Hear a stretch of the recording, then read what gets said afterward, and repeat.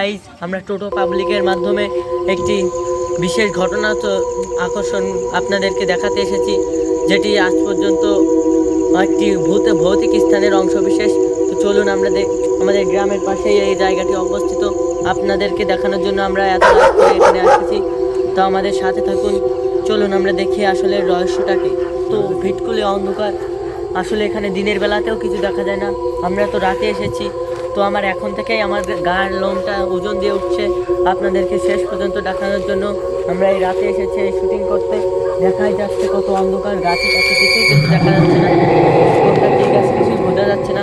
আমরা এগিয়ে চলেছি জঙ্গলের গভীর। আমরা দেখতে কিন্তু আমার পিছনে কি একটা গেল, আমার কিন্তু খুব ভয় করছে, আমার মুখে কথা বেরোচ্ছে না। কিছু একটা গেল আমার পিছনে, আমি কিন্তু দেখতেই পেয়েছি আমার পিছনে কিছু একটা গেল। আমি কিন্তু আবার দেখতে পেয়েছি, ওই দেখুন নীল না কি একটা গেল, আমি কিন্তু কিছু বুঝতে পারছি না কি হচ্ছে এই জঙ্গলে। তো গাইস, আমাদের সাথেই থাকুন, আমরা দেখাতে চলেছে কি জঙ্গলে অদ্ভুত। কিন্তু আমাদের চোখের সামনে দুইবার কিছু একটা যেতে দেখলাম, কিন্তু আমরা তাদের মূর্তি দেখতে পারিনি। আমরা কিন্তু দেখার জন্য, আপনাদের কিন্তু আগ্রহী মনকে আমরা দেখানোর জন্য এগিয়ে চলেছি জঙ্গলের ভিতরে। শেষ পর্যন্ত কি দেখাতে পারি আমরা দেখে একেবারে জঙ্গলের ভিতর দিয়ে চলে এসেছি। ওটা কি দেখা যাচ্ছে, কিছুই দেখা যাচ্ছে না। আর এটা কে?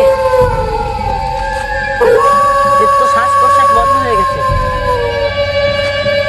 আসলে মরে গেছে। ওটা ডেড বডি, এর ঘাড়ে চিহ্ন রয়েছে, দাঁতে নিচে মারা গিয়েছে। আসলে ওটা কি ছিল যে ঘাড়ে দাঁত বসিয়েছে? কিন্তু দেহটা দেখে অনেক ভয় করছে। আসলে একে কে মেরেছে কিছুই বুঝতে পারছি না। কিন্তু আমরা দেখতে পেরেছি যে এর উপর গিয়েছে। তো আমরা আর শেষ পর্যন্ত হলেও আমরা ভূতকে আপনাদের দেখতে যাবো। অনেক ভয়ঙ্কর, আশেপাশে কিছুই দেখা যাচ্ছে। আমাদের লাস্ট থেকে অনেক ভয় লাগছে, কিন্তু অন্য গাছ থেকে ওটা কি দেখা, সেই অন্যটি এখনো দেখা যাচ্ছে। কি দেখা যাবে? আমরা দেখতেই পেলাম যে গাছেই কিছুক্ষণ আগে দুলছিল, তার থেকে একটা সাদা ভূতও নেমেছিল। আমরা কিন্তু কিছু দেখতে পাইনি ভূতের মুখ।